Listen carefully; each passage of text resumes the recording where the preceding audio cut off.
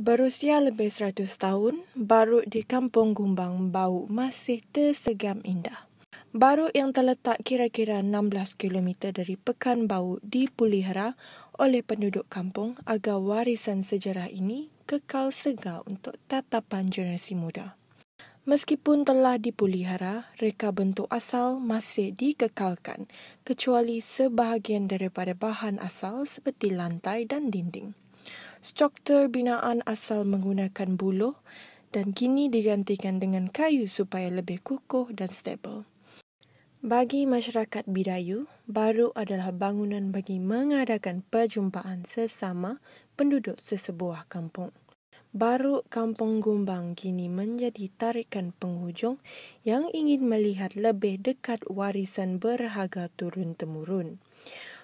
Menurut Ketua Kaum Gumbang, Atok Dorob, komponen asal yang masih dikekalkan adalah 4 tiang dari kayu belian yang dipanggil selupus berusia kira-kira 105 tahun yang bertindak sebagai struktur yang menahan binaan Barut tersebut. Yang belian, ya.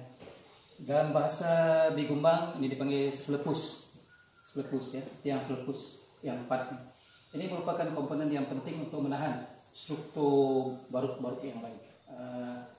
Di celah-celah ini adalah abu ataupun tempat memasak. Kalau dulu abu ini memang kita buat di sini untuk kita menghidupkan api, untuk memanaskan. Dulu ini lantai ini gunakan buluh yang dinamakan titek, ya. Tapi sekarang kita tukarlah pada papan lebih moden. Sebab kalau kita gunakan titek itu tiap-tiap tahun kita kena tukar. Ya, kalau dia sudah buruk, dia reput. Termasuk ini juga semua kita gunakan kayu-kayu bulat. Tapi setiap tahun kita kena tukar. Ya.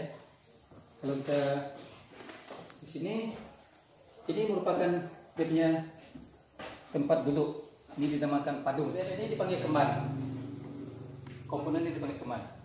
Kemban ini fungsi dia macam tingkap lah, untuk menyejukkan kawasan dalaman dan sebagainya, supaya udara masuk, dia boleh cahaya boleh masuk supaya tidak gelap. Kampung Gumbang ini terletak 16 km daripada Pasar Bau. Merupakan satu kampung yang terpencil satu ketika dahulu. Tapi sekarang ni kita dah jalan raya dah ada, kemudahan-kemudahan asas semua dah ada. Pendek cerita, pembangunan di Kampung Gumbang ini memang sudah. Itulah sebabnya perancangan saya sejak saya jadi ketua kampung tahun 2014, saya ingin bangunkan Kampung Gumbang sebagai satu destinasi untuk pelancong datang. Kita gelarkan ini merupakan cultural tourism. Kita nak buat seolah-olah macam kampung budaya. Ke pelancong datang, kita buat persembahan. Itulah sebabnya kita memohon daripada Motek, Kementerian Pelancongan, untuk mendirikan pusat kebudayaan yang baru. Ini satu pusat kebudayaan yang baru, merupakan macam cultural center untuk pelancong. Dia boleh duduk situ, dia boleh lihat kita buat persembahan di situ. Untuk memasarkan Barut sebagai produk pelancongan, ia perlu kemudahan lain seperti homestay, pusat korporat, gerai makanan dan minuman, dan juga penduduk boleh menjual barangan kecil-kecilan. Secara tidak langsung menaik taraf ekonomi penduduk kampung.